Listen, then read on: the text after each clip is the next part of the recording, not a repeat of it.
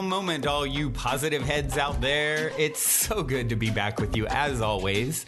If you're new to this podcast, of course, we are super happy to have you here. And we just ask that you bring an open mind and an open heart to your listening experience. And to be prepared to explore vantage points that I'm convinced will help shift or solidify your current understanding of the ultimate nature of reality.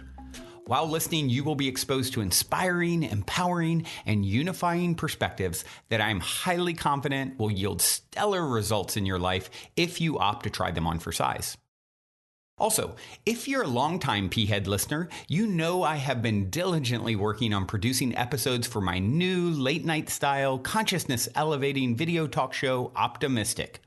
Well, after a year plus in the making, I am thrilled to announce that we will be releasing Season 1's episodes weekly beginning March 15th, and I'm asking for your help to spread the love and to let your friends and family know about Optimistic when it's released. In exchange for taking a minute to share our Episode 1 teaser video on March 15th, or whenever you're hearing this, up through the end of April, we're giving you monthly memberships to not one, but two consciousness-expansive online content portals from two of my very favorite teachers and healers that are valued at over $50 a month, as well as entering your name into a drawing to win a free week at the Mystic Manor for a retreat immersion valued at $2,950, where the winner will be chosen in April.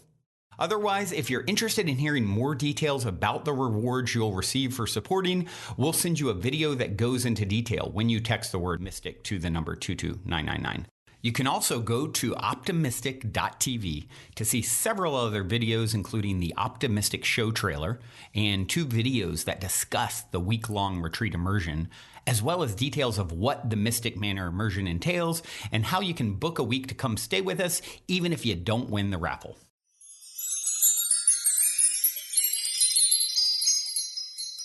All right, all you positive heads, welcome back.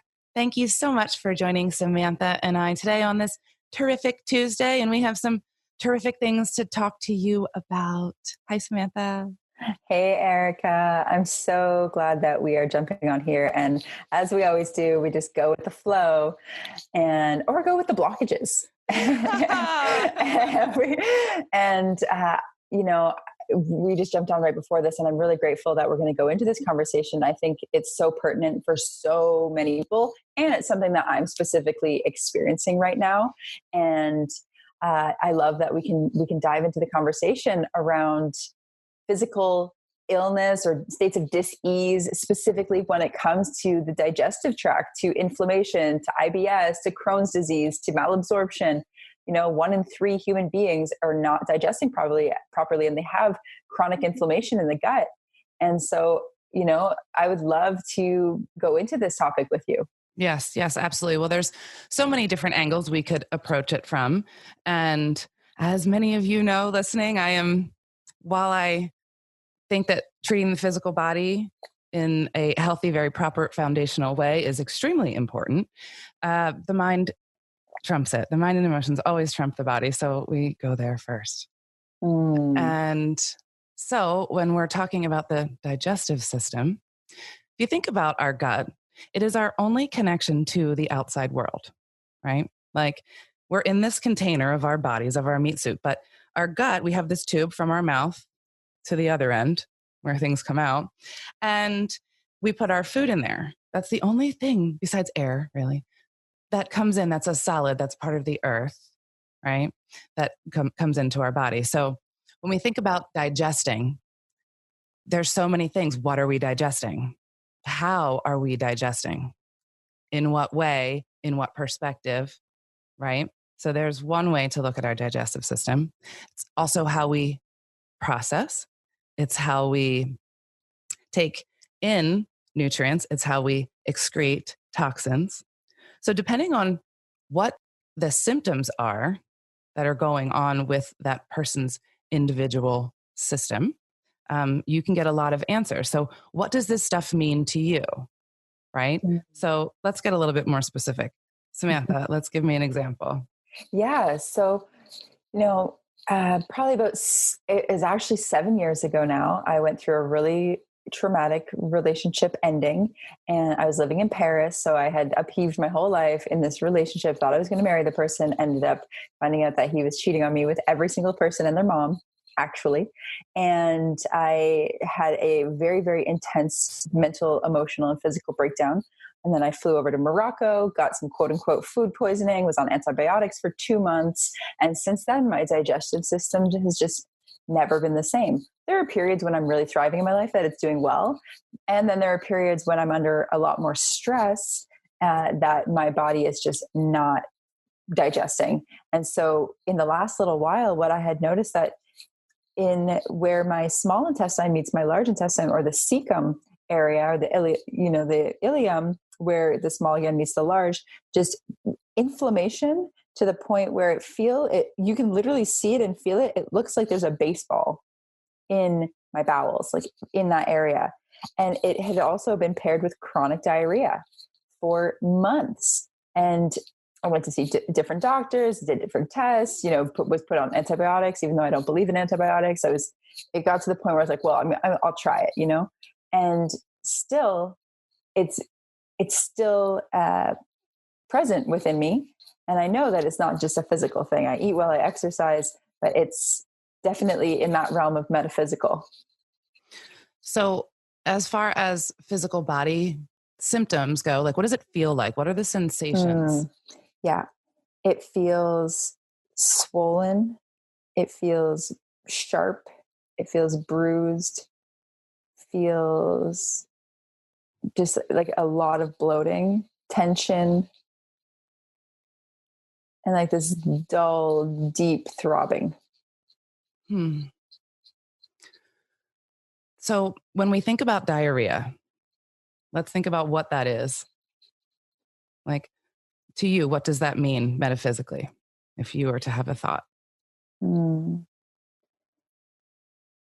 me, it feels like overwhelm. Like when I tune into my body, it just feels like too much overwhelm. It's like things are going in, but my body's like panicked. So just shooting it out. So that's what it feels like. Exactly. So I always think of diarrhea as, what am I trying to rid myself of very quickly, very fast, very explosively, and with some pain. It's not comfortable. Right. So with this starting, because you said this started with the relationship, and that's one of the biggest things. When did it start?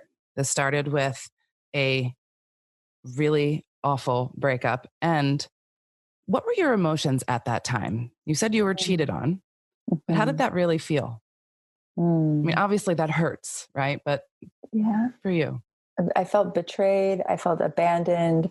I felt unworthy. I felt unlovable. I felt confused and hurt. And then I also abandoned myself, and still at that time in my life wanted to be with him. Yeah. And so then, and we tried to be together again, and then it really didn't work. And then he ended up finally being the one to end it. And that left me completely crushed. So I felt the wound from him, and then the layer of wounding from myself, abandoning myself. And then finally, from the final abandonment of him finally deciding to choose to not be together. Okay. So it's interesting, as I said too at the very beginning, about our digestive system being from things outside of us, right? So this thing outside of you then came within you. It changed your perception of you and your worthiness and your ability to love yourself. And it became a focus of outside. And then this ridding, even though you didn't want it, right? So I think maybe give it some thought to that energy there and how it might be still stuck, or how something happened against your will. Yeah, that's interesting. It's like that thing that I can't control, right? Because you can't control diarrhea, can you? You can't. Yeah. Right. And you can't control other people either. You can think yes. You can try to control other people. Right. But you can't. Right. And it wasn't digesting well for you. It wasn't settling well for you. Yeah. Mm-hmm. So in what way is this affecting your life now? Like, in what way is this energy still present in today? Mm. So what that was, I feel like a big part of me even being with him was me trying to be saved, was me looking for a man, subconsciously looking for a man to save me so that I didn't have to make my own way in the world, that I didn't have to deal with the pressure of not knowing what my purpose is or how I really wanted to make money, or never having a stable home when I was growing up. And so looking for stability outside of myself, specifically through a man who could provide and take care of me and make it safe for me and come and rescue me, like all of the Disney movies. Mm-hmm. And I feel like even though now I make my own money and I have my own business and I have my own place, there's still that fear. There's still that underlying fear that the rug could just get pulled from underneath me and I could end up alone and homeless and die. And there's like that programming within me. So it's constantly the state of fight or flight and chronic stress, no matter where I am. And that started with this relationship? It was exacerbated with this relationship. It started way before that. Yeah, Okay. It started way before that. So let's look back then. Where did that start? It started with my dad not being in my life and telling me he would come to pick me up and then not showing up. It came with him just disappearing for a long time. And then my mom moving me out of my province, away from my grandparents, who were my actual real parents in my mind. And my mom and my abusive stepdad moved me very far away. And I had no control. I had no safety. And I was in this tumultuous home until I was 15 when I moved out. And then I moved out with an abusive partner where I had to pay all of the bills and work 60 hours in high school.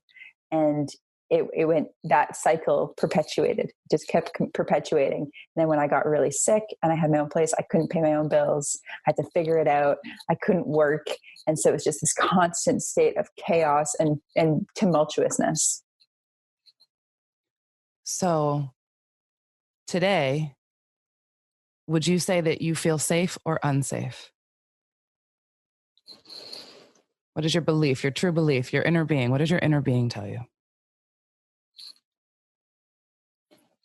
It feels like cerebrally, I have always been quote unquote safe. I've always made it work. And I feel like I know in my mind, spiritually, metaphysically, we're always safe. We're always taken care of.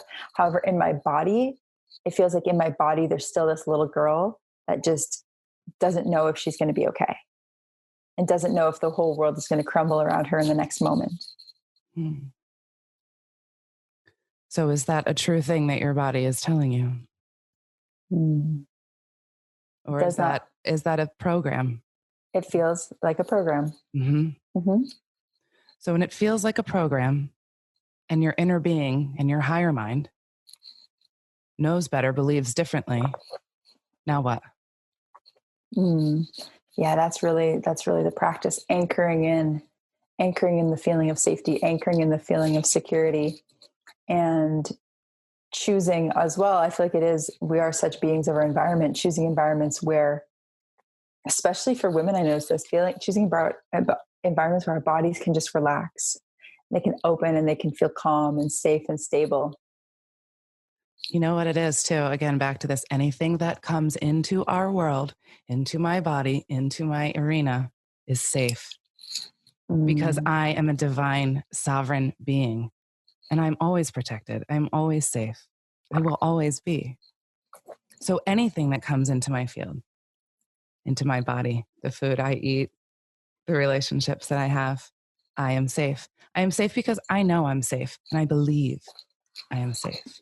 That's triggering. When I went through naturopathy school and I learned about toxins and GMO and pollution and oxalates and all of the things, I developed an eating disorder around how nothing is safe to eat. Everything is going to kill me. Yep. And so even now, whenever I put food in my mouth, my brain is like, okay, Sam, this is healthy for you. And there's an underlying program that's like, no, it's not. You're going to die. The food's toxic. There's no nutrients. You're not getting what you need and you're going to be sick and you're going to die. Yep, exactly. People ask me this question all the time. What about the GMOs? Blah, blah, blah. What about all the things? Yeah, it will hurt you if you believe it will. Now, listen, yeah, you don't want to bombard your body with it on a regular basis all the time. Yeah, you're going to make your life a lot tougher. It's going to make it a lot harder for your body to do it because, yeah, unless you're like Buddha and you can really transmute every little thing. But, know that your body is this healing, miraculous machine. It was built to do just that. We have these immune systems that function impeccably and get rid of so many toxins. Also, I feel like our bodies have evolved to handle this stuff more because they have to, because our environment is more toxic. And so we're better able to rid ourselves or for our bodies to protect itself from it in the first place. And I think that the main thing is maintaining that high vibe energy. At that point, the body can handle anything. It's really interesting when you're saying that. I'm thinking about the bugs and the super crops, right? Yeah. When we start to spray all these pesticides and all these antibiotics all over our crops, well, what do the bugs do? They adapt to it, and then they become these super bugs. And so it's inspiring to think, well, yeah, I'm sure our bodies are evolving and our minds are evolving to adapt to the pollution and the Wi-Fi and the toxins and the GMOs and all of the different things, because consciousness, which we are physical manifestations of, is exactly that, highly conscious, highly evolved, is the highest, and life being this perceptual machine. It's like, well, what do we choose to believe? Because that will then be coded into the reality. Absolutely. And, we can look at so many different studies with this too. And we talk about this stuff all the time, but wave particle duality is one of them, right? Is it a particle? Is it a wave? Well, who's watching? Yeah. There's the placebo effect. I mean, what are other examples? There's more. They're just not coming to my head at the moment. Yeah, no, absolutely. When you talked about that study the other day, that's what it was. Exactly. Yeah. Oh, let's tell them what that was again. Yeah. So the study is so wild. So they tested people that have multiple personality disorder. And specifically, one of the things that they tested were food allergies. A few people in particular had somewhat severe food allergies, specifically say peanuts, where they in their, say, like every day, or like one of their main personalities, they had absolutely no sensitivity to peanuts. However, when they were in a different personality, they were very allergic to peanuts. But when they would shift back, they wouldn't remember their other personality and they would have no sensitivity to peanuts. And so and this wasn't just with one person that they found this results, this was with multiple people. And they found, our body reacts based on what our mind believes our identity to be. Yep, exactly. It's that simple.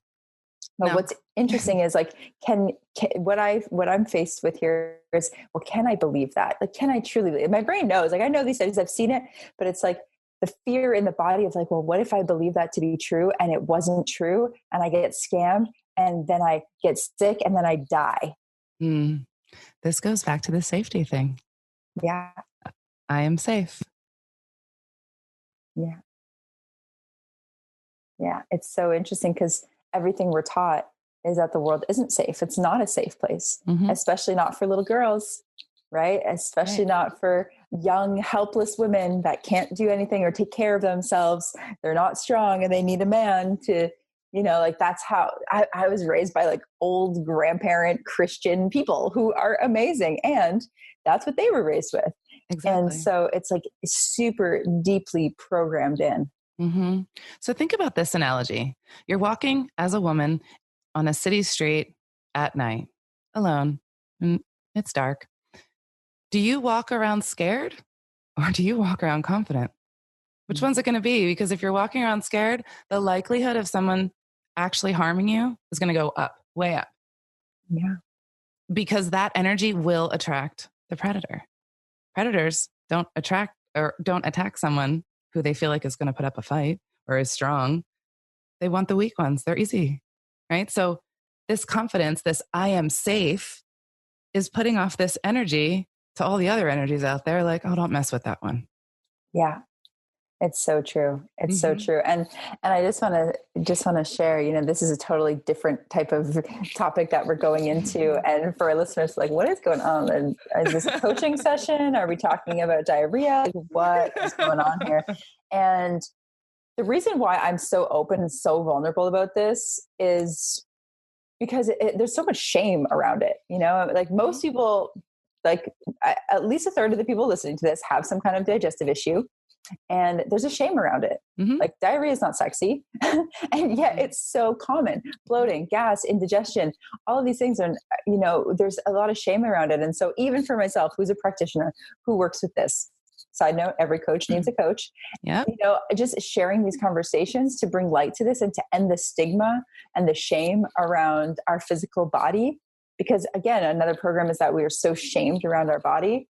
And so the reason why, you know, I like to speak up about this is just to normalize the fact that we as human beings are going through some stuff.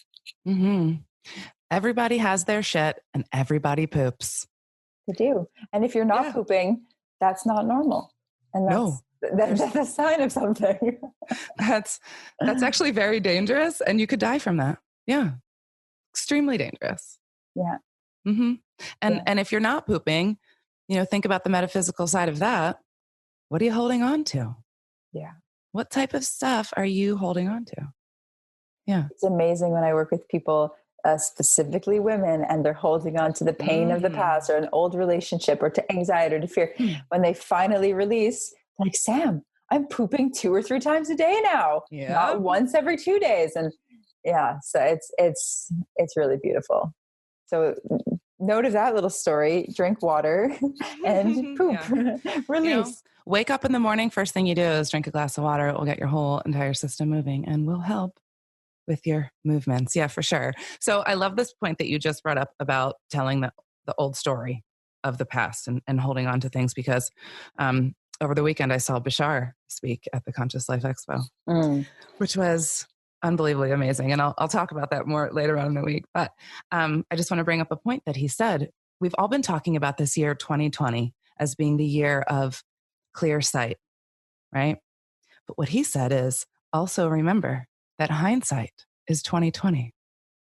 So this year is actually like a pivotal point for us. What are we bringing in from our past? Are we bringing our wisdom? Are we bringing our woe? We get to decide. Whatever we decide, we get to bring forward with us. We have Jupiter and Capricorn expanding whatever it is that we want to expand. We get to decide. So just wanted to remind everyone, if you are listening and you're holding on to old stories, stuff from childhood, maybe it is an old program, don't bring it into this year. Release it, let it go, give it some really good meditation, do some personal work, all the things, do all the things necessary to help you release it, talk it out, whatever it is, don't bring it forward this year. That's it. And, you know, I feel like it's so interesting. Like the bowels and the digestive tract really shows you a lot about the energy in your body. It shows you about the flow of your life. It shows you so much. Like, think of even constipation. That's stagnancy. Well, where are you stuck in your life? Right? Like, what is stuck? What is not being released? For me, where it was like, say, more chronic, rapid movement, that also mirrors how I do life. I'm in this constant go, go, go, constant, like, overachieving, over-consuming, overdoing. And my body's just yelling at me too much. And so there's like, it's flowing through way too fast. And that's also showing me, Sam, slow the energy flow down. Right. So everything is a teacher. Everything is a sign and a symbol and a lesson for us. You know, it's not happening to us. I don't feel like a victim here. I just feel like my body is very clearly sharing with me some things that I get to focus on. Absolutely. Absolutely. Yeah. You know, Dolores Cannon, my favorite teacher, used to always say, you made yourself sick. Yeah.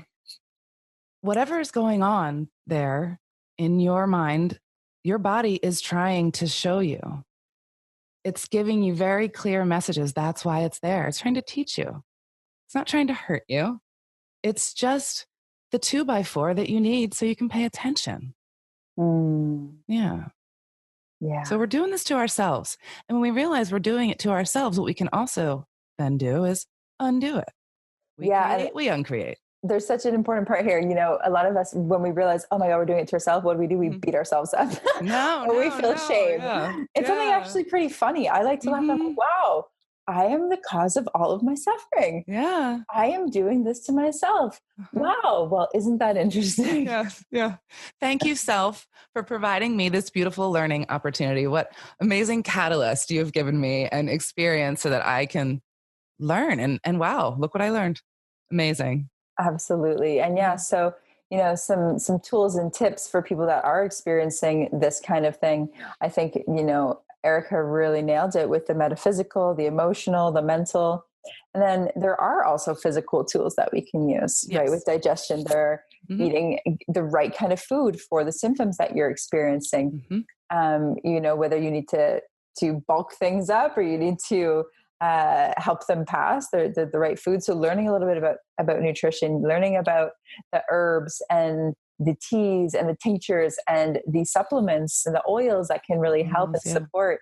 Again, like we're talking about, searching online for natural remedies for these type of symptoms, really allowing nature to support you in the physical as you're going through this healing process. Yeah, absolutely. I think for me, when I think about the gut, and the biggest things to make sure that you're getting into your diet in general are really good fats.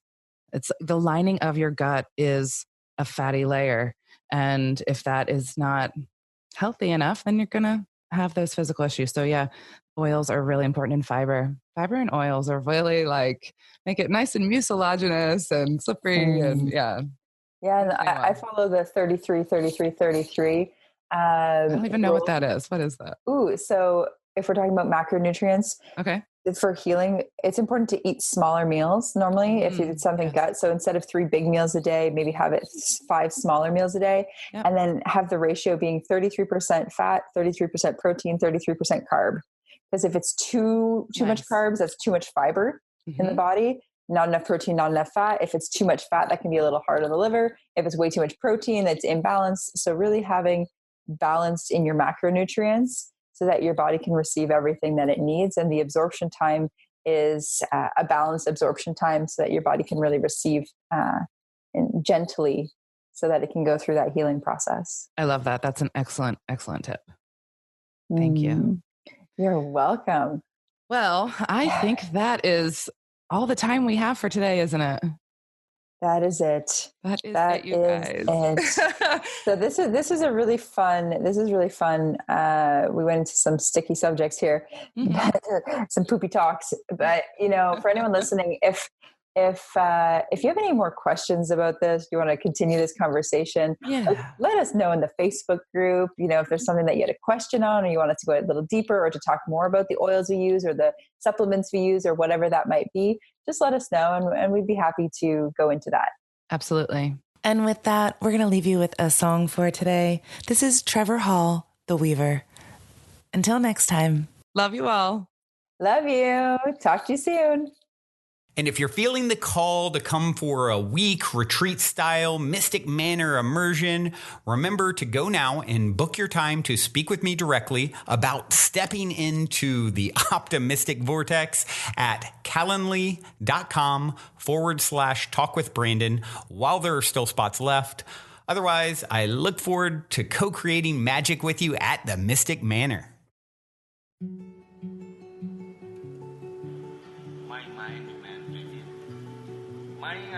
Man under man breathing, another man breathing.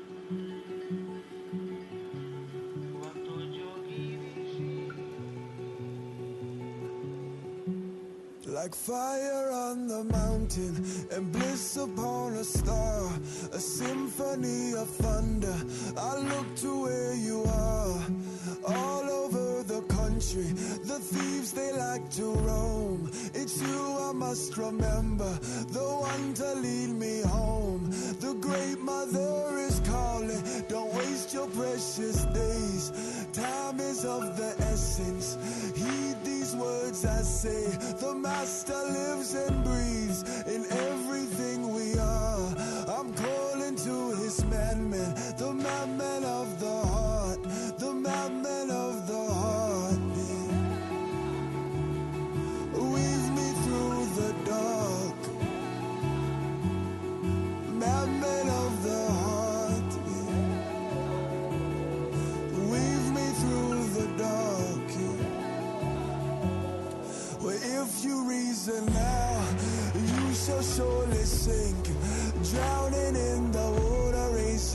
rise up to the king.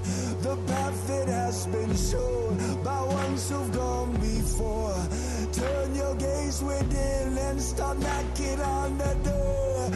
Weave your actions well into the fabric of your soul. If you wander now, you'll never find your way back home. The word that has been spoken, the master isn't far. I'm calling to his madman, the madman of the heart, the madman of the heart, yeah. Weave me through the dark, madman of the heart, the madman. Weave me through the dark. Weave your actions well into the